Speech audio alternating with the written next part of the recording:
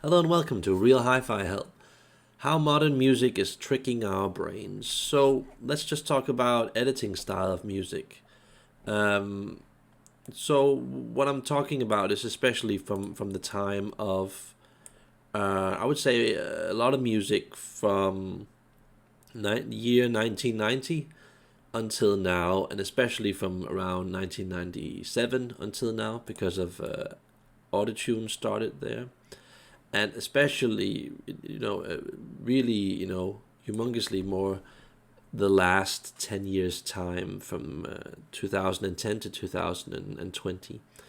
And I think that we've just really tainted music as a whole with doing so much in the studio that it's almost blasphemous.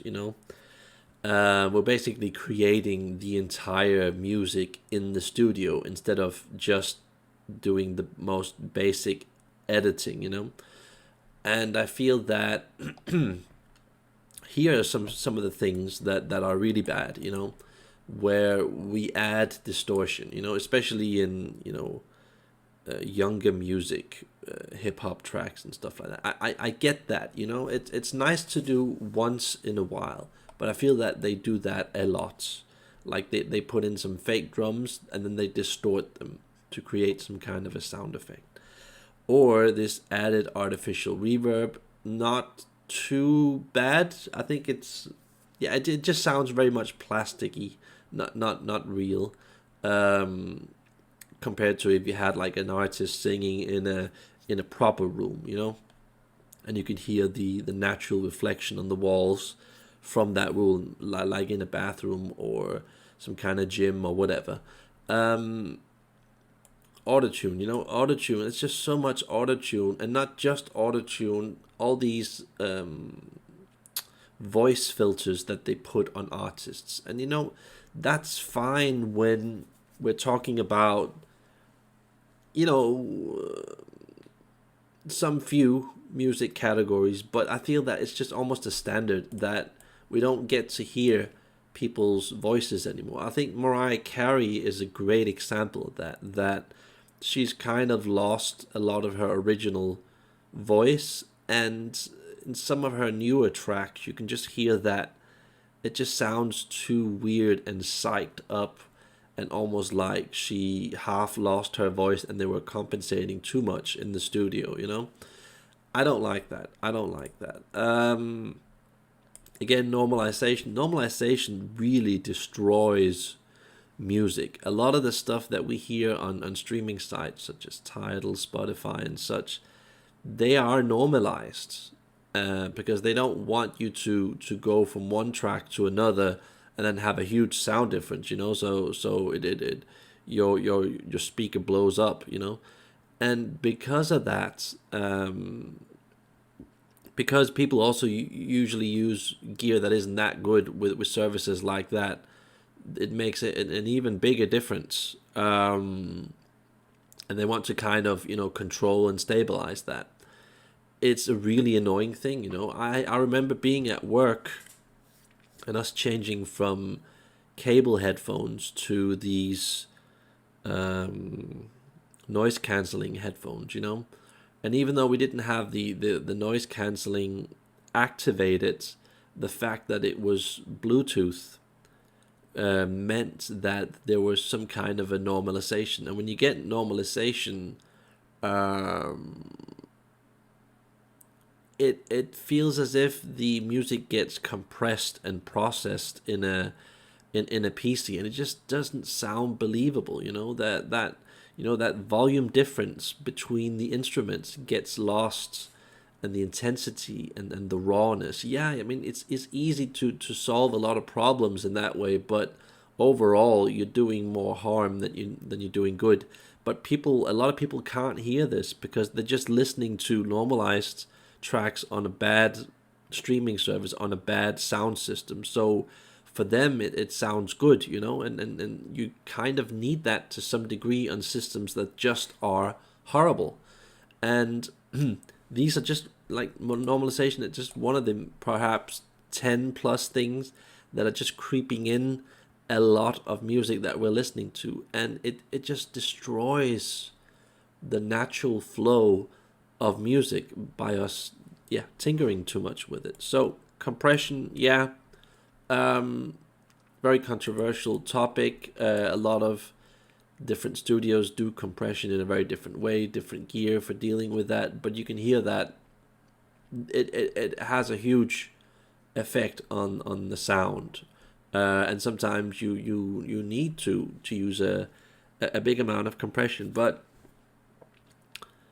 it's an art. It's an art. It's very difficult to do this properly. And I feel that especially fake drums, when you heard Phil Collins around the 1990s using these fake drums in some of his tracks, for me it ruined it. You could truly hear that when he was playing the drums and when he was using a drum kit. It was like a gigantic difference in Phil Collins tracks. So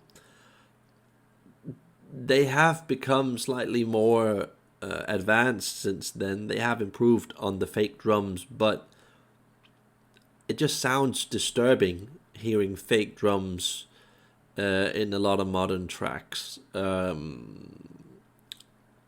wish that they would try and get rid of that and just use real drums, but that it is a lot more demanding, a lot more pricey doing that. But you could also especially hear that with, for example, Mariah Carey, her latest albums.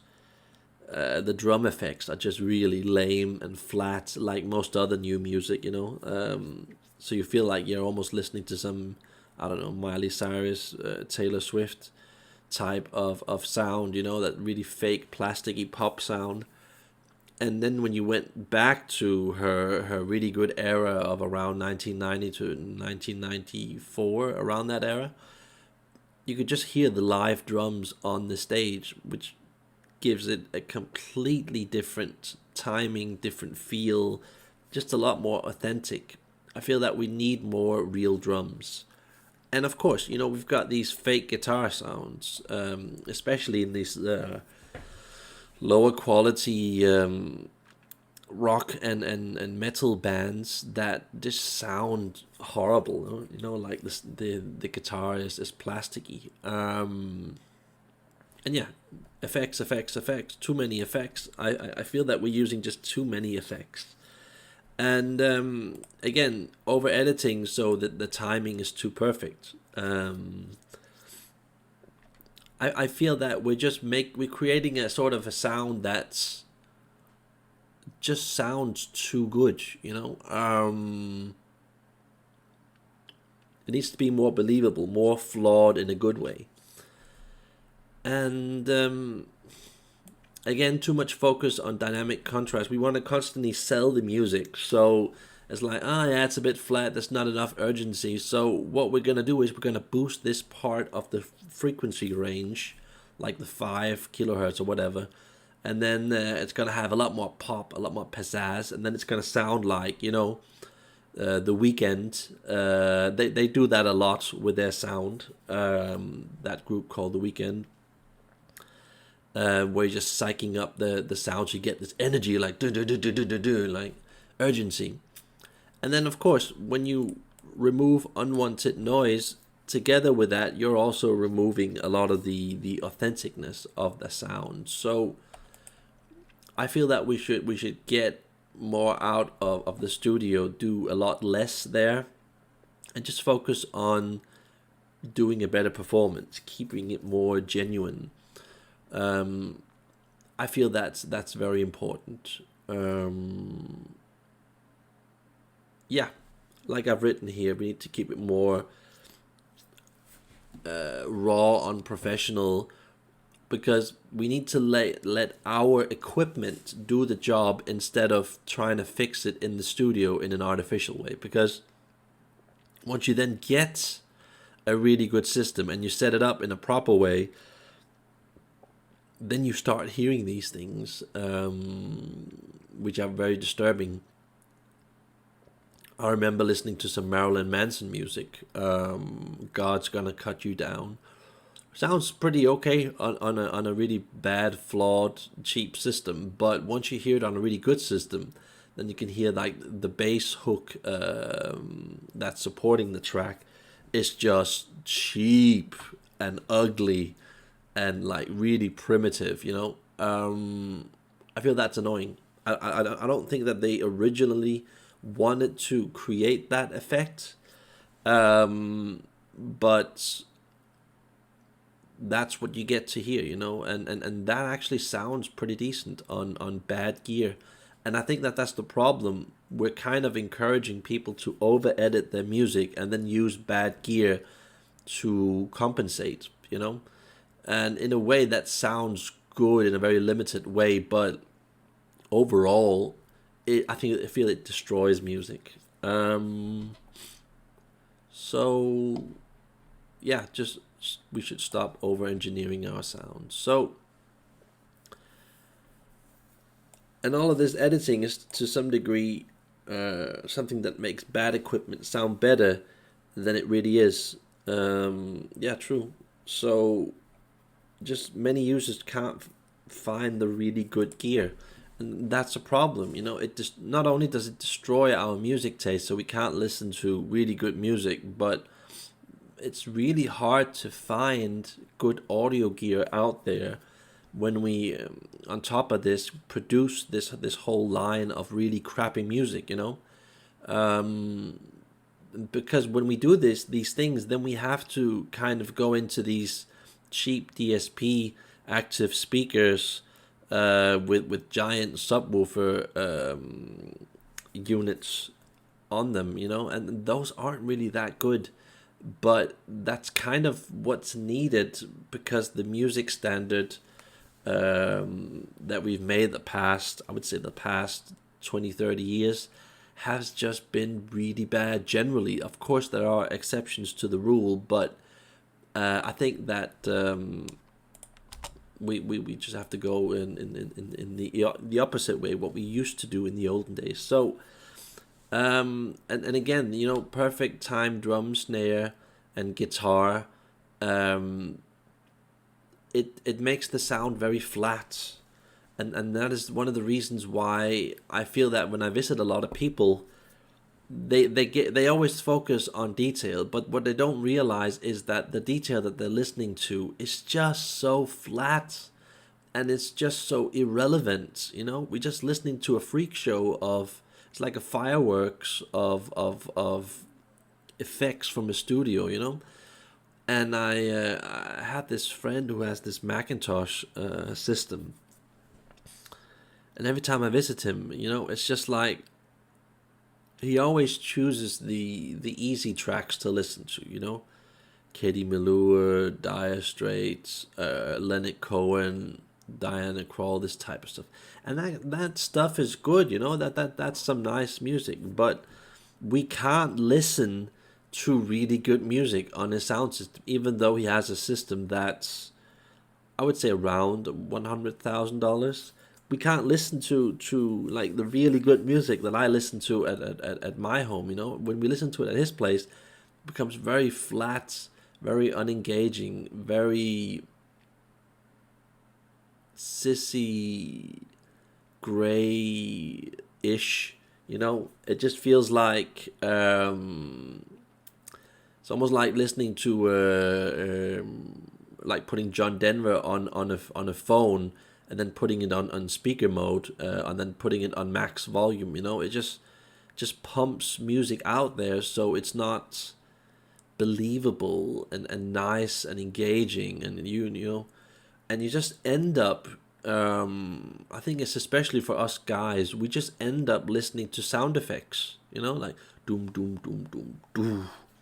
It's got the black level and the distortion, and we've got some cool things going on, but it just becomes sound effects, the whole thing, And I feel that the standard is just so low. We just don't notice this anymore. I mean, the other day, my friend was visiting a couple of his friends, and he said that the sound was so bad, he literally had to go after I think it was 7 or 12 minutes or so. And he was planning to be there for about an hour. But the sound was just so bad in so many ways. It wasn't that it was hard or it was dark. It was like the worst sound that he had ever heard, because it was numbed, because originally it was too hard, the sound too harsh. And what the guy did was he was trying to remove the harshness by simply killing the dynamics, and by doing that he made the soundstage image very flat. So you just got a lot of random noises coming out. And he told me that about 90% of the mid-range, top mid-range to the treble was just cut off. So you only got to hear like 10% of the overall music, And he said that it was just so disturbing to listen to that he had to make some kind of an excuse and go to his car and drive home, because it was just so bad to listen to. But I think a lot of people have this to some degree. They just don't realize it because they've gotten used to that. That's what a lot of people actually have out there, especially the guys having these cheap streamers. They have this type of sound that's so diseased and ill and so far out that you cannot even hear how to solve the problem. It's just so far out. We've kind of lost control totally to understand how bad it is. Because a lot of people just think, oh, it's unclear. Oh, it's a bit dark here. It's a bit harsh here. Yeah, I would like to hear a bit more of this drum. No, this sound that he heard was far beyond that of being bad. It was just so bad. You just didn't know where to start, what to do. You were just in shock. And I've actually heard this a couple of times. This type of sound that a lot of people listen to, and it's usually people with streamers listening to online services like Tidal, Spotify, stuff like that. And he had these cheap systems that could be shit, Denefrep stack, and some kind of like a really old speaker, or like a half, like a medium model of some brand that's 20-30 years old. And it just sounds so bad. You just want to make an excuse and run to your car and drive home. I've been there. But yeah. And in regards to the music style, I feel that when we make music, it has to feel as if as it's it's real music. It's not a music hack.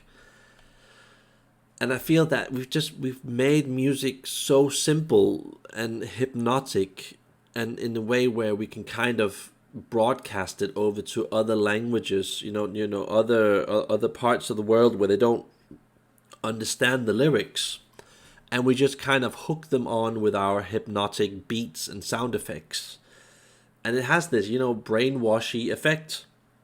And I would say that some of the people that do that at a higher level, that just do a much better job than normal, are artists like Aurora, or perhaps Beyonce and Drake and Rihanna. Perhaps that's stretching it a bit, but it just becomes about the sound effects. And I just miss hearing real music like Dizzy Miss Lizzy, Budgie, Carpenters, Peter Gabriel, or like Joe Bonamassa. Even with Joe Bonamassa, I feel that his older style of You and Me had a more Jimi Hendrix type of vibe, and that I think that wasn't really super popular. Now I think he does a different type of sound nowadays. That's just, I feel with Joe Bonamassa that he used to be so good, but it's almost as if they're trying to sell his music to a wider audience. So they're making his sound a lot more, I would call it glib. That's a perfect word to describe the music industry. Glib, glib, glib. Glib is when you just do the movements and you don't have the soul, the drive, the hunger for doing it anymore. And you also got to understand where he's coming from. He's probably played guitar since he was like, I don't know, 8 years old, and he's almost 50 years old now, I think. And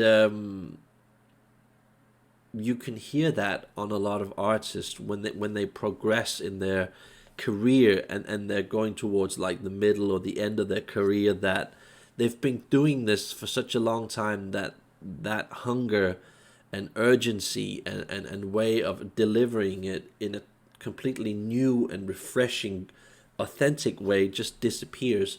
And I feel that that's what's happening with a lot of our music nowadays, that it just feels like something that you made in a studio that you then end up listening to on some kind of MP3 player. Yeah, it just makes sounds irrelevant. So and it's this calculated, tricky, fake kind of way of overwhelming the listener, and I think that we should try and go away from that if that's possible. So and again, it's these singers out there, main singers that are just emotionless, or whatever you call that, mentally numb. And a great example of that is artists like Billie Eilish and Marilyn Manson, where it just feels like these are people on pain prescription medication that have a lot of booze in their life, and they're completely unaware of what's going on around them, and we're just listening to numb music hacks, where they're singing like this, and they're doing a beat, and a do do do do do do do do do, and it's just like, what the hell, I feel that we're getting more and more there with the general music, that we're just completely losing connection to what real instruments sound like, and real artists, using a lot of time, using years on doing that performance, and instead they're buying these drum kits and just mixing too much. So and I feel that we should go back and get the substance back in our music, where it's more about the lyrics, instead of this mechanically safe performance where it's pre-recorded and they come out with their mechanical drums and synthesizer, and then they have their auto-tune microphone, But yeah, that's just my idea of how I feel that music will improve if we do this. There's still a lot of different stuff out there that's still doing a really good job.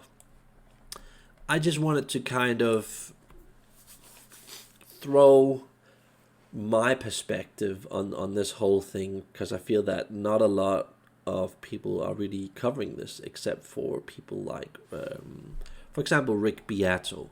I don't know if I mentioned that in my text here, but how computers ruin rock music. That's a good video. Check that out.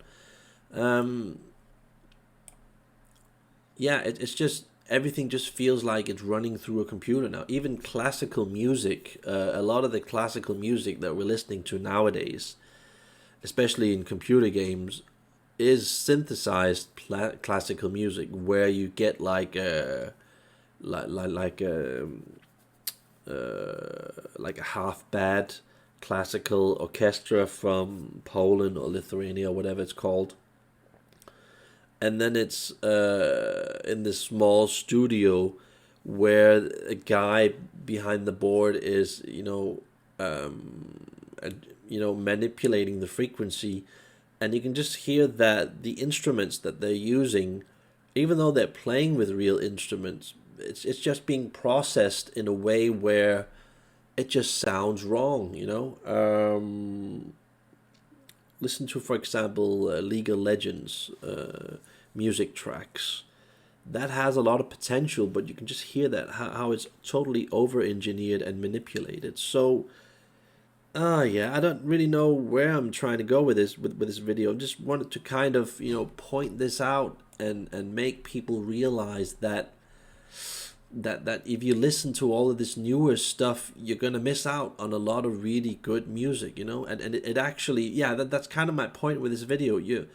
You're kind of making yourself really dumb and unappreciative of the good stuff from the past if you're listening to to a lot of the popular stuff from the last 30 years.